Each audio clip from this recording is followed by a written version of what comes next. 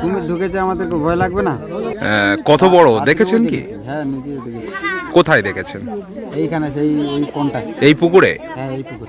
এটা কি কি পুকুর? এটা পয়েন্ট করা হয়। আচ্ছা, পয়েন্টের ফিশারি। ফিশারি।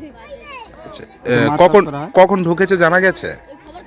এটা ঢুকেছে কখন ওটা তো বলতে পারবো না, কিন্তু দেখা গেছে কালকে।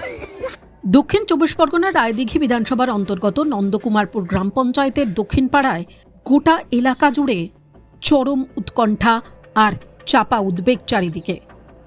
ভয় গ্রাস করেছে গোটা গ্রামকে, আতঙ্ক আর উৎকণ্ঠা গ্রামের মানুষজনের।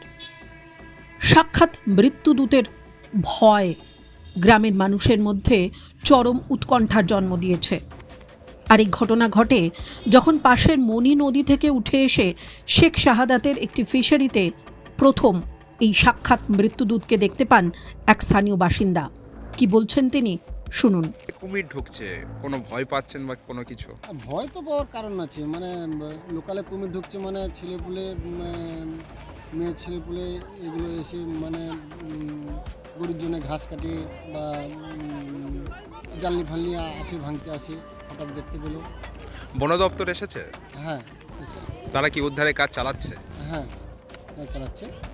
বিষয়টি নজরে আসতেই দ্রুত বন দফতর এবং রায়দিঘি থানার পুলিশকেও খবর দেওয়া হয়।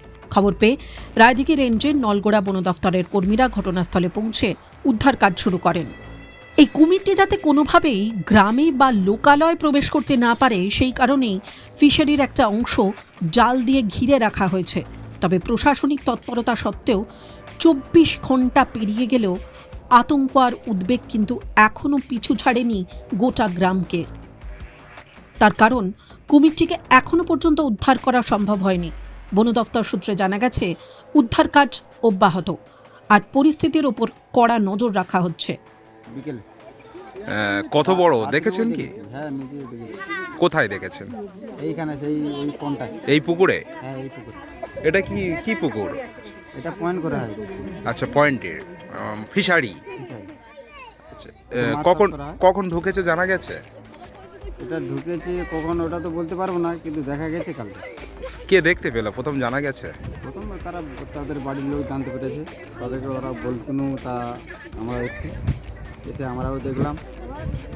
এটা কুমির ভাসছে। এটা ভয় আতঙ্ক কোনো লাগছে না?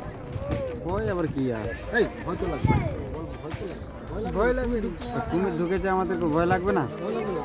ওই জন্য। ছেলেপুলে জানলি ভাঙতে আসছে। বন দপ্তর এসেছে, উদ্ধারের কাজ চালাচ্ছে। হ্যাঁ, হ্যাঁ, উদ্ধার কি করা সম্ভব হবে? হ্যাঁ, হবে না কেন? পরবর্তীর মধ্যে এসে হবে। এলাকাবাসীদের দাবি, কুমিরটি আকারে যথেষ্ট বড়, যে কারণে আতঙ্ক আর ভয় যেন দ্বিগুণ বেড়েছে।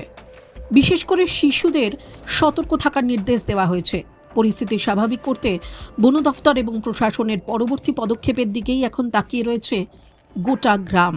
টাইমস নাও খবর।